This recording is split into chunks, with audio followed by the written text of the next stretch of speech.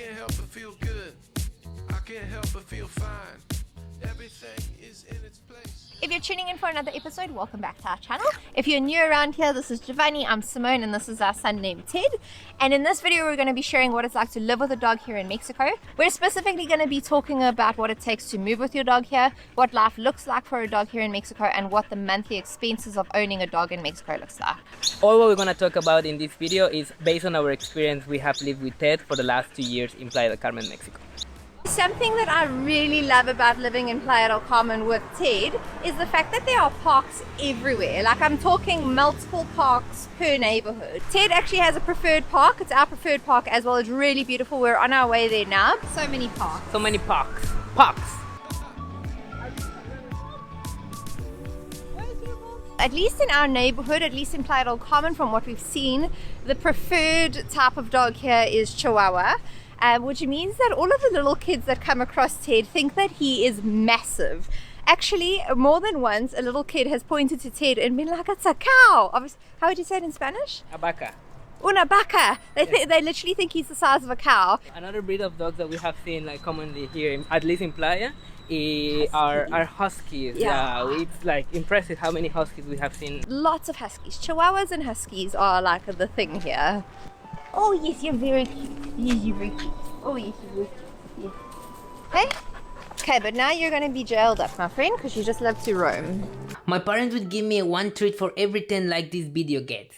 I love treats. In terms of veterinary services here, we've had really great experiences so far. We've been to a veterinary center closer to Centro, which is the center of Playa del Carmen, and they were fantastic. We just took them for a normal consultation, and it was super affordable. The ladies were super friendly, super knowledgeable. They always offer dog food, dog supplies, so it's kind of like a one-stop shop. He actually developed a cyst on the side of his little face, and we had to get that surgically removed. So the price of the surgery, the medication, the consultations, the big cone that he had to wear on his head was incredibly affordable. Can you please show everyone what you just did to your cone? Ted? Mission accomplished. And we've noticed that there are a ton of vets available everywhere. It almost looks like every single neighborhood has a vet. So in terms of actually having accessibility to get to vets if you don't have a car, it's not really something to worry about, at least here in Playa del Carmen. Okay, can we sit? Can we sit? Can we sit? Oh, he's a good bear. He's a good bear. Oh, kissies. Kissies. Kissies. Kissies. Oh, he got gross. A nice big wet one. We're going to take him to his favorite park in the favorite park. He's in his favorite park. We're going to take him to his favorite part in the park right now, which is the hidden cenote. Oh, we're going to the cenote, man. I used to play with my friend Rocco there. He's a good boy. So basically, right in this little park that's in the middle of the suburb, you've got a cenote, which is actually just down there. Hey, you're not a swimmer, my bear. You don't like the water. It's actually dry. Go for it. There he goes. Are you going to see the cenote, my bear? What's he doing? He's busy drinking out of the cenote. You can see the roots of the trees coming out of here. He loves it here, eh? Yeah. Well, in terms of food, what we get for Ted is the 20 to 25 kilos of pellets. We usually buy it from Amazon or Sam's Club online because they deliver to our house because it's more convenient for us. And otherwise, if you go to any of the major supermarkets, you will find different type of pellets, and from budget to premium brands. As well, if you are kind of running out of the dog food, the convenience store Oxxos, they also sell in small quantities. We often get asked how we actually brought Ted into Mexico. To be fair, it was a little bit easier because Ted is in Geovanny's name and Geovanny's Mexican. So at the time when we first moved here, I didn't have any kind of status in Mexico. So that's something that we would recommend you going and researching by yourself. In terms of actual paperwork, because we were not coming from the United States or Canada, we had a little bit more paperwork to do. So basically he needed a microchip inserted. We needed proof of his rabies vaccination. We needed proof that he had gotten a health certificate from a vet no longer than 5 days before his flight. And there was one other thing that I'm forgetting. We also needed proof of internal and external parasite removal. Our experience of American Airlines is that we learned that there is a very specific model of plane that you have to be flying on in order to accommodate dogs in the cargo hold. Not all aeroplane models are able to accommodate dogs in the cargo hold due to cabin pressure and temperatures and all kinds of things. Another major factor that we had to keep in consideration, considering that we were based in the Caribbean and we were moving to the Caribbean, is that on the day of departure from the Cayman Islands and the day of arrival in Cancun, Mexico, the temperature could not be higher than 29 degrees Celsius in either destination, otherwise Ted would not have been able to fly. So yeah, there are a lot of rules and regulations to follow. We would highly recommend checking out your own airline's regulations before departure.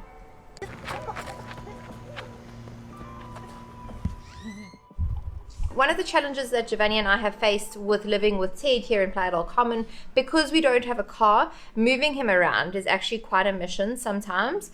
Public transport does not allow dogs on board. However, we have seen one or two people carrying their tiny little dogs in their little purses. They sneak them on. And then the big ADO buses that if you watch our videos, you'll know that we use those often. They don't actually allow dogs on board unless they're service dogs. We've seen people sneaking on very small dogs that can just fit in their little bags, but anything bigger than like a Chihuahua, you've got no option. For us, in order to take Ted to the beach, the only way we can take him is via taxi, and it's not any taxi that you can go on the streets and get it. It has to be via an app. It's called Radio Taxi. However, also has an extra charge. Yeah, I think it's usually about an extra 50 pesos, but yeah, that if you don't have a car, Radio Taxi is your only option, at least here in Playa del Carmen.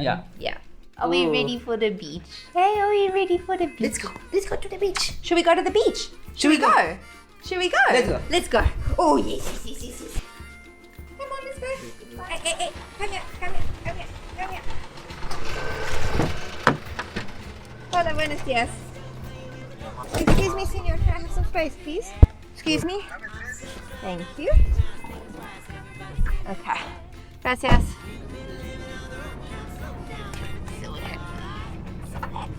Someone's so happy.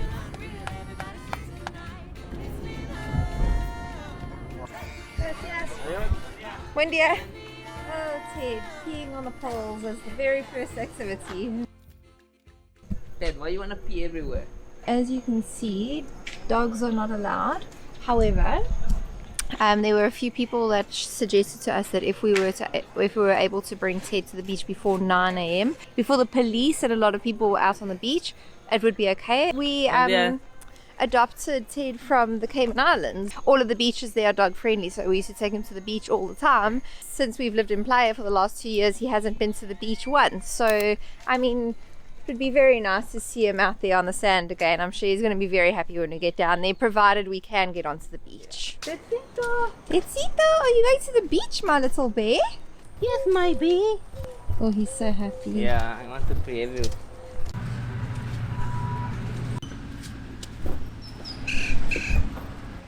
Oh, bear, where's the last one? As we got onto the beach, a representative came to us right away and said, you got to get your dog off the beach, unfortunately. So we've read that it's like way more chill than the smaller beach towns. Yeah, but the big touristic spots like Cancun, Playa del Carmen, Tulum, they are actually certified beaches that they don't allow any type of dog or any type of pet on them. Yeah, which really sucks. If you have a dog, you know how much they typically love to come to the beach. But anyways, we tried. I'm sorry, my bear. Sit. He's Oh, he's a good boy. He's a good sitting bear. Did you see the beach for like 2 seconds, my love? I'm so annoyed that I couldn't be on my beach, Mom. Oh, yes. The Fifth Avenue and its near surroundings are great to run and walk with your dog. You are far more likely to run into a pack of street dogs in the more local areas of Playa.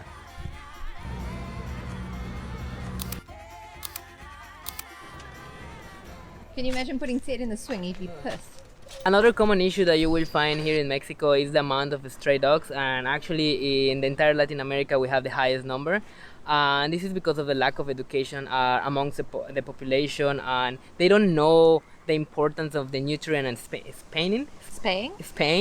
Unfortunately, government doesn't allocate much funding to shelters here because dogs are not really seen as an important part of the country. So It's just down to lack of funding. Yeah. In terms of dog shelters here in Playa del Carmen, there are quite a few of them, but today we actually stopped at the largest one that we could find in Playa del Carmen. It's called Arca SOS. Unfortunately, Ted is choking on the cenote water. Are you okay? Okay. Unfortunately, they were understaffed today, so no one was available to show us around the facilities, but we really did want to show that in the video, but it just didn't work out. Yeah, and if you're thinking to come to Mexico and you really want to adopt a dog, this shelter has tons of dogs that actually are looking for a house, and if you have the chance to adopt one of them, that will be greatly appreciated, because we are the case of having Ted, who comes from a shelter in the Cayman Islands. Exactly. Yeah, if you don't know Ted's story, he was 18 months old when I adopted him, and then later I adopted it. Later, Geovanny and Ted adopted one another. What's that hashtag? Adopt, don't shop. Something that I really wanted to touch on in this video is the culture surrounding dogs in Mexico that I've noticed. This is a little bit of a sensitive topic. If you don't agree with what I'm saying, to each their own. We'd love to hear your opinion on it. But basically, I was raised in South Africa, where we typically are raised with dogs, where we treat them like another member of the family. They're treated like little children, just like Ted is. Sometimes I think he's a little bit too spoiled, but anyways, where I have noticed here, specifically in our neighborhood, that dogs are more treated like dogs. They're there either as a form of security, or something that I really have noticed is that the dogs are not very well socialized and they are never taken for walks. We hear dogs barking in our neighbors' houses all the time, but we've never even seen them. So that's how little they get walked, and the houses here are very small. So the issue that arises from that is when these dogs do happen to escape from their homes and run towards Ted, is they typically are more on the aggressive side because they are not socialized. So that's a bit of an issue that I've encountered here in Mexico. I don't necessarily agree with having a dog and not walking them, letting them out to socialize and things like that. I mean, it's something that they need, but again, to each their own. It is not all negative though. We have come across a ton of healthy and happy dogs on our travels through Mexico. Oh, it's so big.